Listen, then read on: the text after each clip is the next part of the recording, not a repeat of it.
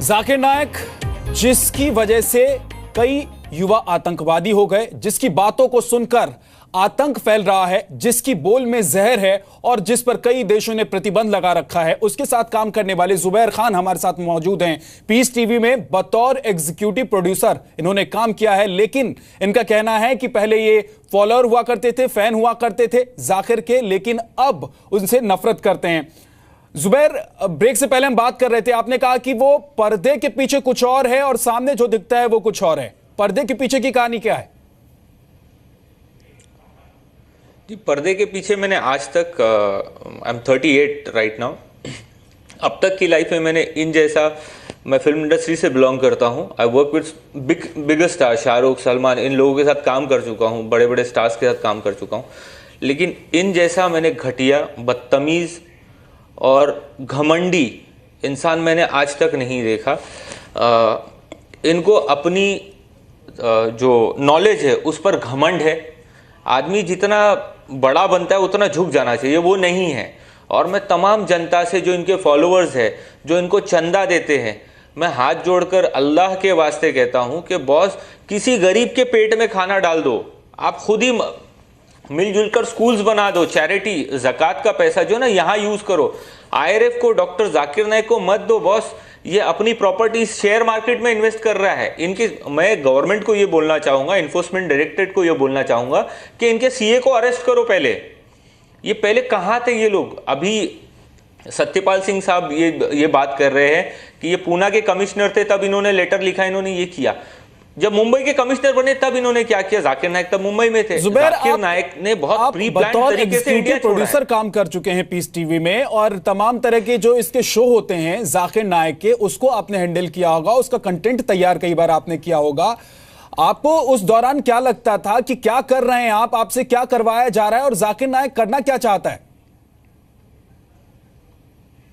देखिए, इनका मकसद है कि इस्लाम की जो अच्छी, मैं ये बता रहा हूं, मैं मेरी बात बता रहा हूं कि बॉस, मैं वहां ज्वाइन किया था कि भाई इस्लाम में जो शांति, हर चीज़, इतना सारा चीज़ चल रही है, तो एक शांति का मकसद जो है ना लोगों तक पहुंचे। वहां जाने के बाद में पता चला कि भैया आपको खीर दी जाएगी लेकिन टॉयलेट के लोटे में। तो ये ऐसी खीर कोई नहीं खाएगा भाई। नहीं, समझ में नहीं, लोग नहीं समझ पा रहे जो आप कहना चाहते हैं। आप खुलकर क्यों नहीं कह रहे हैं? आप अगर अंदर की कुछ बात जानते हैं, समझते हैं और मुखर होकर सामने आए हैं, निडर होकर सामने आए हैं और कह रहे हैं आप खुद की, आपको डर है, आप सामने आकर बोल रहे हैं, तो फिर आप पूरी बात बताइए ताकि लोग समझें।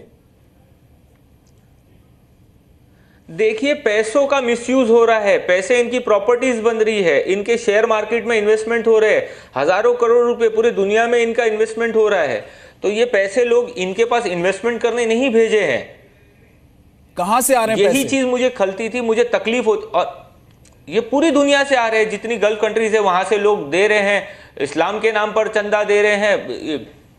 मैंने यहां तक देखा है कि किसी ने 500 रुपए का पे ऑर्डर भेजा था, वो इन्होंने रिटर्न करा। इतना घमंड है इनको कि हमको 500 रुपए और 1000 रुपए का चंदा नहीं चाहिए, हमको लाखों में और हजारों में चाहिए। क्या करता है जाकिर नायक इन पैसों का? और सर, इनके कैमरा इक्विपमेंट्स देखिए, करोड़ों करोड़ों रुपए के इक्विपमेंट्स खरीदता है। इनका लाइफस्टाइल देखिए, ये इंडिया में जब घूमता है ना तो इकोनॉमी क्लास में घूमता है। मैं इनका डबल स्टैंडर्ड बता रहा हूँ, हिपोक्रेसी बता रहा हूँ। ये जो इस्लाम की प्रीचिंग बताते हैं ना, खुद फॉलो नहीं करते। नमाज कज़ा होने का टाइम होता है तब जाके ये नमाज पढ़ते हैं। इनको 10 बार कोई जाके रिमाइंड करवाता है कि नमाज पढ़ो तो नमाज पढ़ते हैं। इनके ऑफिस के सामने मस्जिद है, मस्जिद में जाके नमाज पढ़ना बहुत अफजल है, बहुत ये है। जब मैंने खुद वहां देखा कि भैया ये बंदा मस्जिद में जाता ही नहीं है। जुबैर, ठीक है, तो ये कौन सा इस्लाम का प्रचार कर रहा है? जुबैर, ठीक है, पैसों से ये आलीशान जिंदगी जीता है, उससे आपको नाराजगी है, लेकिन इसका मकसद क्या है? किस मकसद के लिए काम करता है जाकिर नायक? देखिए, इसका मकसद जो है ना, मुझे तो नहीं लगता कि इस्लाम का प्रचारक है। ये खुद को प्रमोट करता है। इनके जितने पोस्टर, जो प्लेआउट्स बनते थे, ये खुद को प्रमोट करना चाहता है और खुद ही को आगे रख के सारी चीज मैं।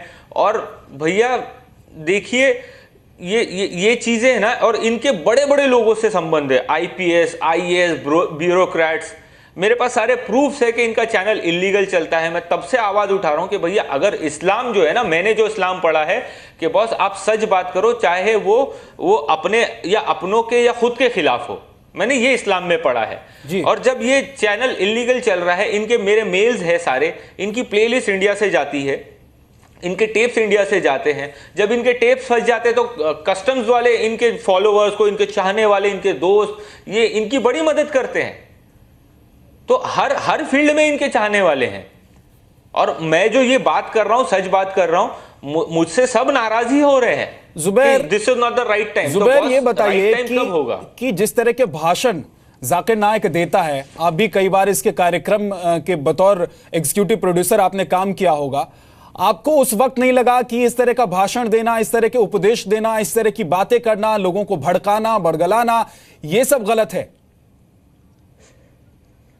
देखिए ये मैं फिर से करेक्ट करना चाहूंगा। भड़काने वाली बात ये अभी ये पूरी दुनिया में एक परसेप्शन हो गया है कि भैया जिसने भी इस्लाम की बात की वो भड़काऊ भाषण दे रहा है। तो बस आप साध्वी प्रज्ञा है उनको पकड़िए, असीमानंद है उनके बारे में ये एक ऐसा हाफ एन आवर 1 घंटे का प्रोग्राम चलाएंगे ना। Don't be partial.